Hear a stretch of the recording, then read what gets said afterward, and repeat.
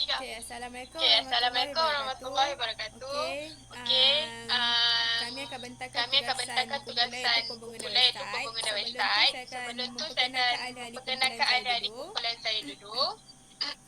Okey, yang pertama Okey, yang Fatin pertama Fasiha, Fatin Fasiha, yang kedua Nur Hidayah yang iaitu kedua saya Nurul Hidayah sendiri iaitu saya dan yang sendiri ketiga dan adalah yang Nur ketiga Rashidah adalah binti Nur Asri. Rashidah binti Asri. Okey, so untuk Okey, so okey. untuk okey. Dalam pembangunan Dalam website ini pembangunan ada website ni fasa-fasa ada yang telah fasa-fasa kami yang telah kami bangunkan supaya bangunkan supaya website yang dibangunkan ni nampak jelas lah. So fasa analisis iaitu kami membuat analisis website yang tentang mata dibangunkan pelajaran yang mata akan pelajaran dipilih yang akan untuk dipilih pembangunan laman untuk web. pembangunan Contoh laman web. maknanya kita Betul, akan pilih maknanya iaitu kita subjek akan asas pilih grafik iaitu kan. subjek asas Okey, grafik kan. kemudian Okey, kami bercadang untuk kemudian kami ambil bercadang untuk ambil subjek asas grafik ini kerana subjek asas grafik ni subjek ini kerana macam subjek ini tak macam selalu dia tak orang guna selalu untuk buat dia orang nota guna dekat untuk dalam buat website. nota So dekat kita dalam nak website. So lebih kita menyeluruh, so nak lebih kita menyeluruh, so kita bersetuju nak ambil bersetuju subjek nak tersebut ambil lah. subjek tersebut Okey, lah. fasa kedua Okey, pula fasa adalah kedua pula fasa adalah reka bentuk, fasa reka iaitu bentuk, perkumpulan iaitu nota, perkumpulan nota, logo, logo, footer, header. footer, Okey, header. membuat Okey, lakaran membuat awal lakaran awal grafik grafik untuk diletakkan untuk dalam laman diletakkan dalam web. So laman dalam web. fasa So dalam pembangunan fasa ni kami pembangunan ni semua kami semua telah bangunkan telah bangunkan laman web ini laman web ini tersendirilah. tersendirilah. Semuanya seperti Semuanya seperti logo, logo, background, background, header, semuanya header, kami cipta semuanya kami sendiri. cipta So sendiri. So next, saya next, serahkan saya kepada serahkan Rashidah. kepada Rashidah.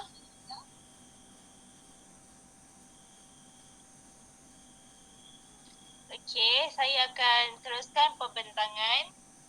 Macam yang Hidayah dah terangkan tadi adalah berkaitan dengan proses analisis dan juga reka bentuk. So, seterusnya adalah fasa pembangunan dan juga pelaksanaan. Okey, dalam pembangunan website asas grafik ni, kumpulan kami telah membangunkan logo, latar belakang website dan juga footer dan juga header. Okey, untuk pembangunan logo ni dan juga latar belakang ni kami hanya menggunakan perisian Adobe Photoshop CS5. Okey. Seperti yang anda lihat dalam slide ni, terdapat dua corak bentuk reka bentuk logo yang berlainan.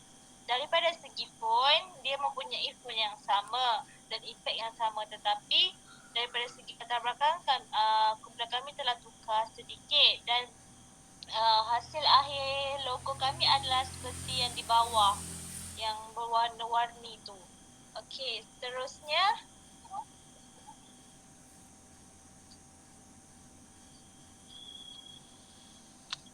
okey, seperti yang dalam slide ni pula, ini adalah dua reka bentuk untuk header dan juga footer bagi laman web kami.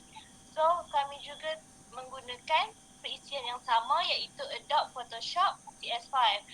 Dalam pembangunan header dan juga footer ni, kami telah hanya menggunakan elemen teks sahaja secara ringkas, dan elemen teks tu kami masukkan efek yang agak ringkas lah, yang nampakkan dia lebih menarik, dan penggunaan warna hitam dan putih sahaja. Okey, seterusnya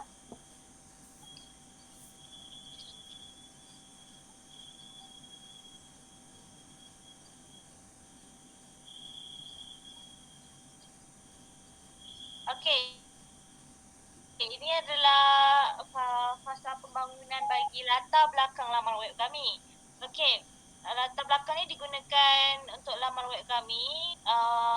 Kat sini kumpulan kami hanya menggunakan gabungan daripada dua grafik ataupun image yang berbeza. Salah satu image tu adalah daripada logo yang kami dah cipta sebelum tadi. Okey, kemudian kami gabungkan dengan latar belakang image yang latar belakang image yang mempunyai reka bentuk yang maksudnya abstrak. Latar belakang dia berbentuk abstrak yang berwarna hijau, dan kami gabungkan kedua-dua image ni. Untuk yang gambar asas grafik yang kami buat sebagai logo tu, kami mengubah daripada segi opacity. Kami mengurangkan opacity supaya warnanya tidak terlalu terang dan tidak menenggelamkan image satu lagi. So, jadinya gabungan kedua-dua image ni yang latar belakang tu sedap untuk dipandang dan juga agak ringkas. Tapi daripada segi teks masih boleh dilihat lah oleh pengguna laman web. Okey, itu saja. Seterusnya Fatin Fasiha.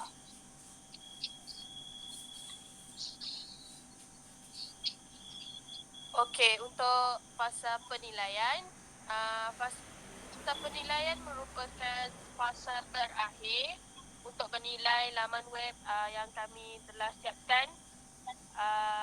Kami menggunakan model Hanafin dan Peck kerana proses ni setiap kali fasa yang dilaksanakan, contohnya fasa analisis, fasa reka bentuk, fasa pembangunan dan pelaksanaan, kesemuanya akan diulang sehinggalah laman web ini siap. Yang kedua, dalam fasa penilaian, sepatutnya fasa ini diuji oleh pakar ataupun pensyarah, namun akibat daripada kekangan, kami menggunakan penilaian secara tidak formal, iaitu melalui rakan sekumpulan ataupun ahli keluarga yang boleh menggunakan laman web ni. Jadi pandangan ataupun komen serta kritikan akan diambil kira untuk meningkatkan perisian yang dibangunkan. Okey, seterusnya perbincangan.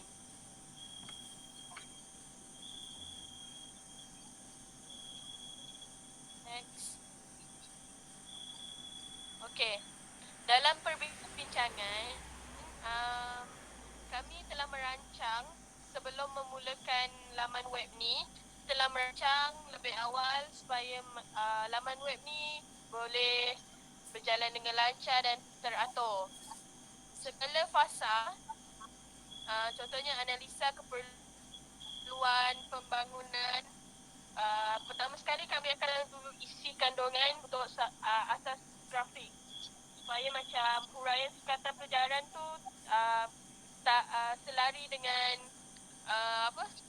yang diperlukan lah untuk memberi maklumat, kerana dia punya matlamat tu adalah untuk menyampaikan maklumat. Okey, kami telah menggunakan Dreamweaver, menggunakan coding HTML dan JavaScript. Seterusnya dalam reka bentuk, kami telah membuat carta alih, papan cerita untuk website tersebut, dan yang terakhir adalah menggunakan perisian yang sesuai lah, contohnya Microsoft Front Page. Okey, untuk kesimpulan pula, next. Okey, untuk kesimpulan, pembangunan laman web ni sebenarnya untuk membolehkan pelajar itu sendiri mengikut keperluan sekarang lah, sebab sekarang ni kita lebih kepada online. So, salah satu untuk cara pelajar tu belajar kendiri dengan menggunakan laman web yang telah dihasilkan ni untuk mencari maklumat-maklumat, untuk mencari maklumat yang mereka perlukan. Selain dia belajar, diharapkan laman web ni membantulah untuk pensyarah ataupun guru ataupun pengajar supaya menjadikan pembelajaran tersebut lebih menyeronokkan, interaktif serta menarik minat pelajar. Itu saja dari kumpulan kami. Terima kasih.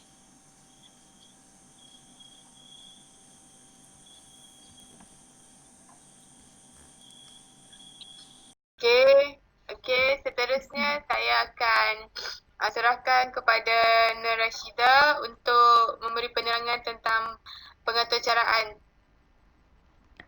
Okey, untuk part ni saya akan terangkan apa yang kumpulan kami telah bangunkan dalam Dreamweaver. Okey, untuk website kami, laman web kami, muka pertama adalah pendaftaran, dan kalau boleh tengok dalam pembentangan kami ni, dalam slide ni, ini adalah antara muka dengan coding-coding yang kami gunakan untuk buat antara muka pertama pendaftaran. Dalam pendaftaran ni kita ada nama, password untuk pengguna masukkan sebelum dapat tengok kita orang punya laman web sebenar. Okey. Okey, lepas dah masukkan nama apa semua, ini adalah antara muka yang kedua, laman web kami.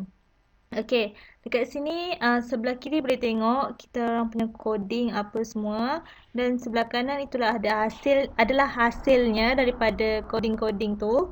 Okey, dalam antara muka ni kami sediakan beberapa button iaitu About Us, Home, Element, Prinsip dan juga Tipografi. Okey, butang carian juga ada kami sediakan, dan kami maksudnya dekat sini kami punya coding tu berjalan lah, boleh digunakan. Itu adalah okey. Okey, seterusnya. Okey, ini adalah bahagian About Us. Okey, dekat sini bahagian ni kalau kita boleh tengok kan, dekat coding tu ada interface dia, background color dia, semua kami dah masukkan. Macam dalam ni kami ada masukkan image untuk profile setiap ahli kumpulan. Dekat situ ada kami masukkan, ada kat dalam image SRC tu. Okey, seterusnya. Okey, prinsip. Okey. Ini pun sama, kami menggunakan kod-kod biasa memasukkan coding untuk nota-nota prinsip asas grafik. Lepas tu kami masukkan juga image tentang prinsip asas grafik iaitu Casper. Okey, kemudian kami masukkanlah teks-teks. Setiap teks ni berbeza. Title, daripada segi saiz dia, daripada segi ketebalan teks tu adalah berbeza. Kalau untuk tajuk kami buat saiz teks tu lebih besar dan juga tebal. Kalau untuk teks biasa, isi kandungan kami menggunakan teks biasa. Okey, macam tengok sedekat bahagian coding tu pun dah ada nota-nota yang kami masukkan dalam coding tu dipisahkan dengan paragraf. Okey. So seterusnya adalah okey, dalam laman web kami juga kami sediakan satu butang navigasi list pengguna. Okey, kat sini dalam list pengguna ni kami sediakan ruang di mana kita boleh lihat siapa pengguna yang telah buka website, yang telah login masuk tadi.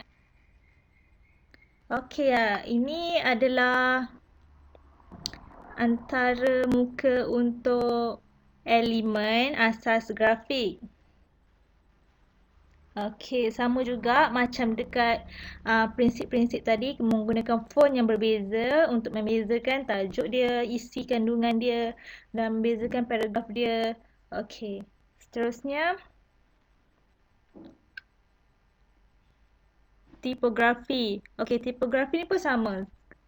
Jadinya website kami ni daripada segi elemen dia, prinsip dan tipografi tu adalah khas untuk nota-nota asas grafik. Okey, seterusnya kita akan pergi kepada Hidayah. Hidayah akan tunjukkan laman web sebenar yang dah kami bangunkan.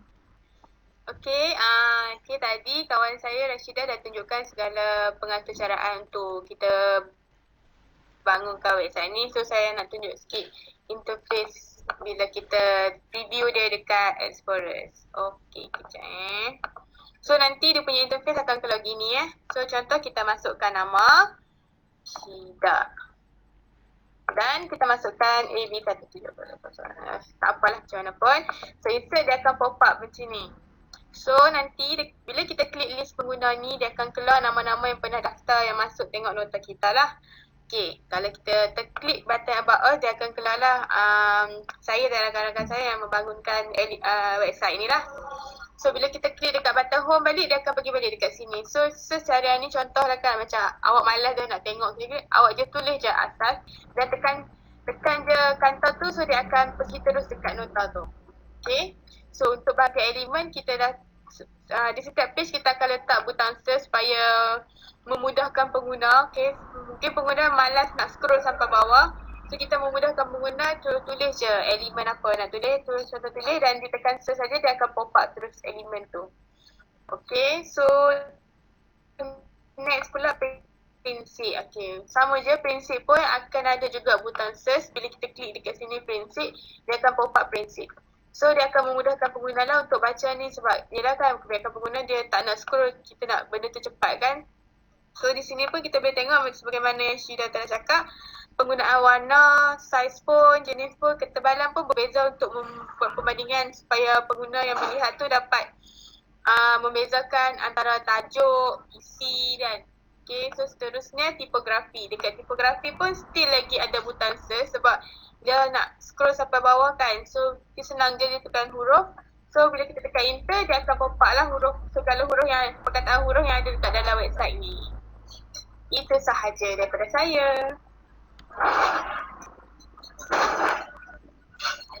Okey, itu sahaja daripada kami. Sekian, terima kasih.